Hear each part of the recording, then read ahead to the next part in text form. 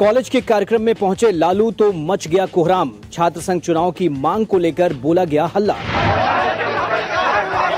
पटना के college of commerce में अचानक कोहराम मच गया। आरजेडी सुप्रीमो और प्रोग्राम के चीफ गेस्ट लालू प्रसाद तो हक्के बक्के रह गए। छात्रों का जत्था हुड़दंग पर उतर आया था। समझाने के लिए आरजेडी सांसद रामकृपाल यादव को कूदना पड़ा, लेकिन छात्र मानने को तैयार नहीं थे। तब लालू डांट डपट पर उतर आए।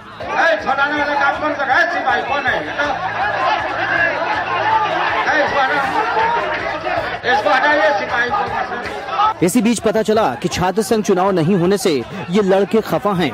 लालू ने तब राहत की सांस ली और माना कि छात्र संघ के चुनाव कराए जाने जरूरी हैं। लालू प्रसाद की सियासत छात्र संघ की नेतागिरी से ही शुरू हुई थी, इसलिए वो समझते हैं कि छात्र संघ के चुनाव कितने जरूरी हैं।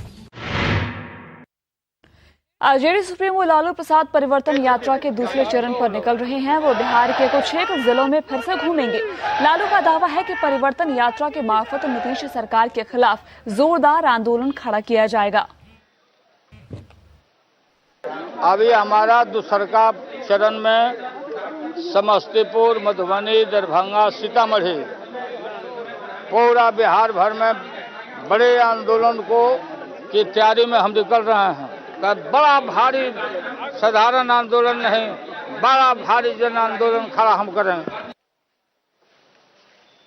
लालू भले ही परिवर्तन यात्रा निकालने की बात पर बीजेपी नेता और सूबे के पशुपालन मंत्री राज सिंह ने कड़ी प्रतिक्रिया दी।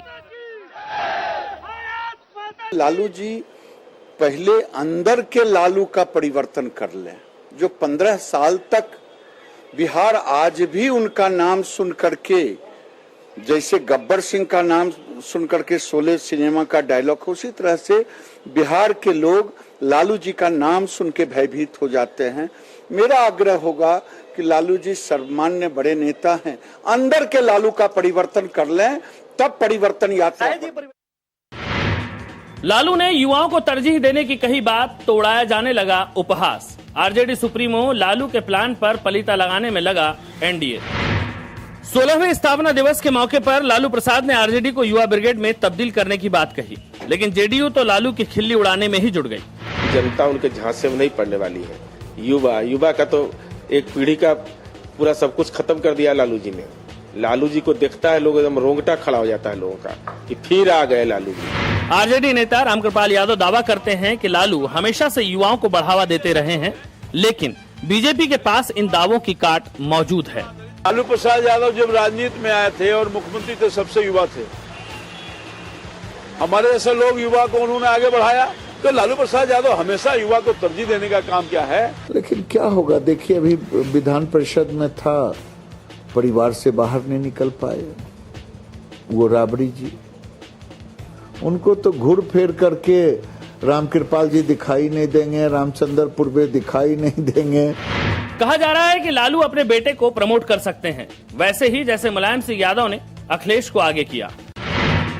पटना में बिजली ने छुड़ाया पसीना तो पब्लिक ने मचाया कोहराम। जाम के दौरान की गाड़ियों में तोड़फोड़।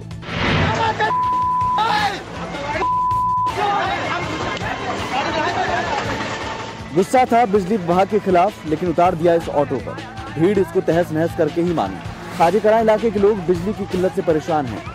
बिजली नहीं आने से इनका जीना मुहाल हो गया है। जब कहीं सुनवाई नहीं हुई तो ये सड़क पर उतर आए और आगजनी कर जाम लगा दिया। इसी दौरान इस ऑटो वाले ने वहां से गुजरने की कोशिश की तो भीड़ ने उस पर कहर बरपा दिया।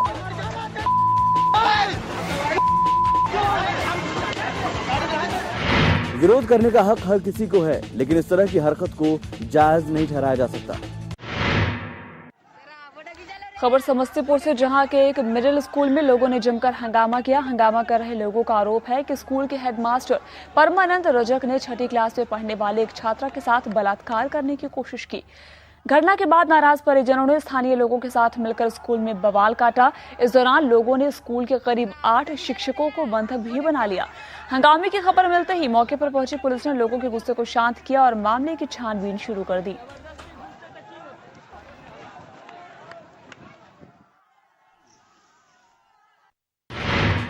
राजधानी पटना में हुआ सेक्स रैकेट का खुलासा। सरकारी क्वार्टर में चल रहा था जिस्म फरोशी का धंधा। अब चेहरा छुपा रहे हैं, लेकिन करतूत छुपने वाली नहीं।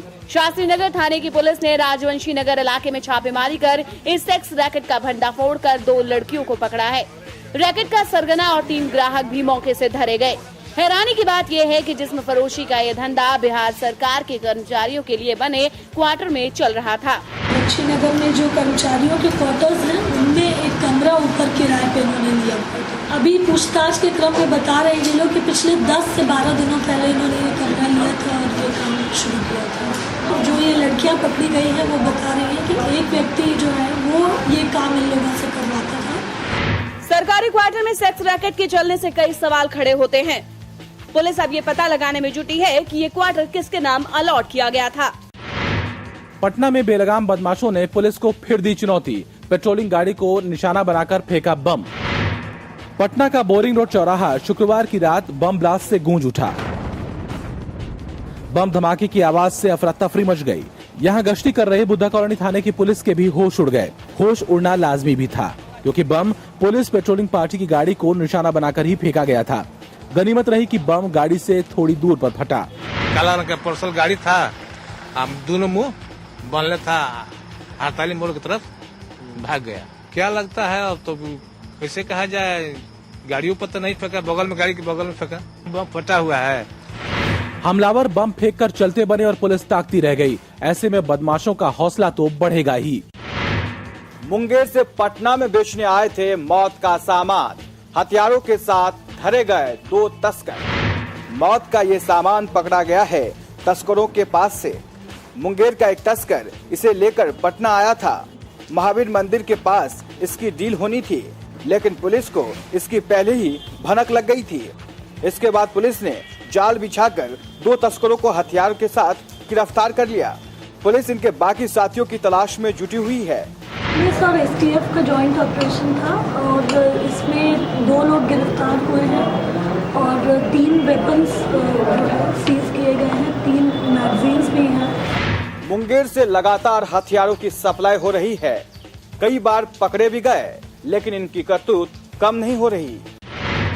पटना के बिहटा में चल रहा था नौकरी दिलाने का गोरख धंधा। लाखों रुपए के साथ 3 लोग गिरफ्तार। ये 1-2 रुपया नहीं है, बल्कि 2.5 लाख रुपए से भी ज्यादा हैं। साथ ही रेलवे भर्ती बोर्ड के कई एडमिट कार्ड भी हैं। पुलिस को जानकारी मिली थी कि बिहटा के सीताराम अकेला फर्जीवाड़ा कर रेलवे में नौकरी दिलाने के गोरख धंधे में लगा था। पुलिस ने इसके घर पर छापा मारा तो वहां से लाखों रुपए के साथ कई एडमिट कार्ड के साथ दूसरे दस्तावेज मिले।